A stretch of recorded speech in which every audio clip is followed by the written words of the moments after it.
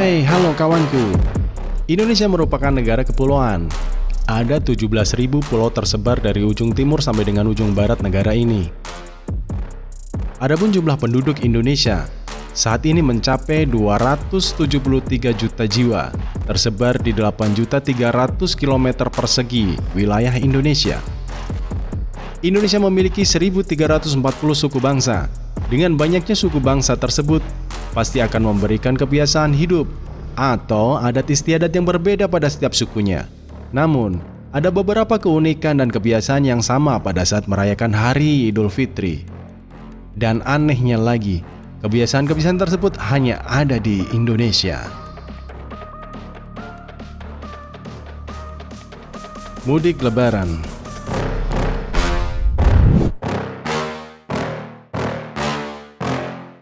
Menurut pakar sejarah, tradisi mudik sudah ada dari zaman Kerajaan Majapahit dan Kerajaan Mataram Islam.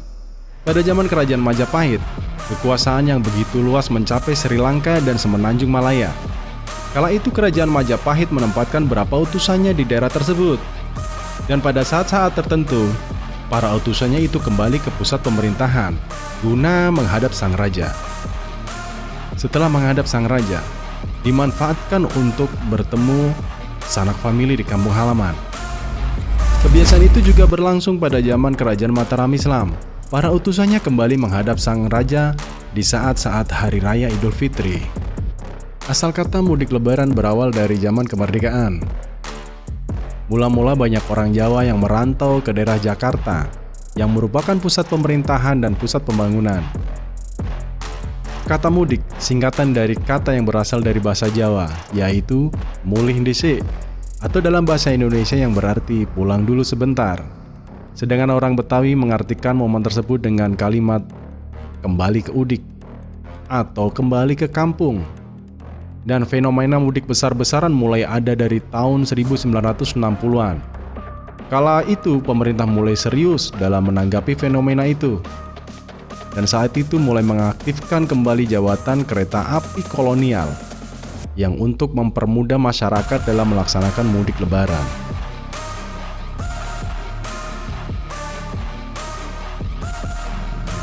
THR.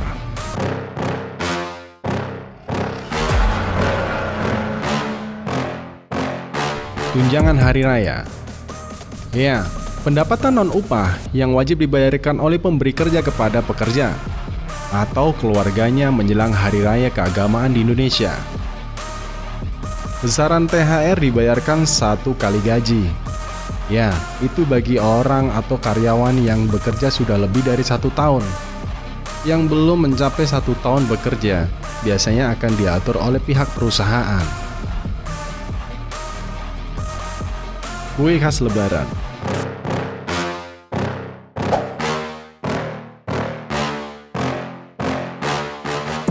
Nastar, sagu keju, kue lidah kucing, dan kue kering khas Lebaran lainnya. Ya, paling tidak salah satu di antara kue yang tadi saya sebut akan ada di rumah yang akan kita kunjungi nanti pada saat Lebaran. Tak hanya itu, di setiap rumah mungkin nanti akan ada kue khas lainnya, kolang-kaling contohnya, atau mungkin rengginang goreng yang ditaruh dalam kaleng biskuit. Ya, itulah Indonesia. Mengapa biasanya tradisi berkunjung ke rumah-rumah itu untuk halal bihalal juga, tapi sisi lainnya untuk mencicipi hidangan-hidangan kue khas Lebaran di masing-masing rumah. Belanja baju baru.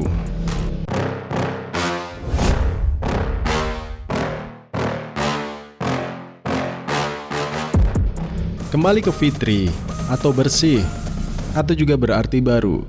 Ya, itulah ungkapan bagi umat muslim Indonesia setelah melaksanakan puasa Ramadan sesuai perintah agama selama 1 bulan penuh. Momentum tersebut ditandai dengan menggunakan atau mengenakan baju baru pada saat merayakan Idul Fitri. Tradisi ini sudah turun-temurun dari nenek moyang. Hal ini berakibat akan ramainya pusat-pusat perbelanjaan, yang dimana di situ ada toko baju, pasti akan ramai pengunjung. Dan itu akan terjadi di akhir Ramadan atau mungkin mulai dari minggu ketiga Ramadan. mal-mal pasti akan penuh dan berjubel-jubel pengunjung. Ritual tradisional.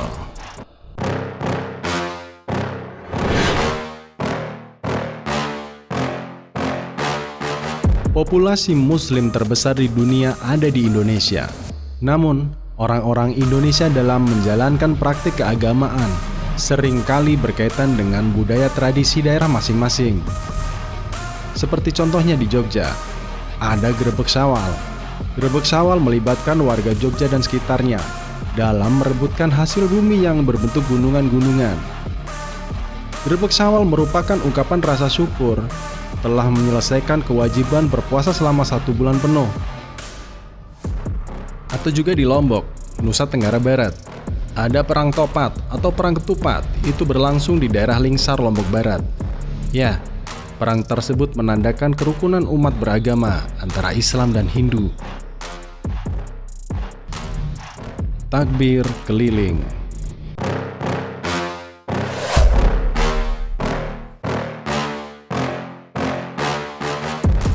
Mengumandangkan takbir pasti sudah hal yang biasa dan umum bagi umat muslim di seluruh dunia. Tapi lain halnya dengan mengumandangkan takbir dengan menabuh beduk dan diarak-arak keliling kampung. Ya, inilah tradisi turun-temurun yang dilakukan oleh anak-anak dan orang dewasa Indonesia. Dan itu hanya ada di Indonesia.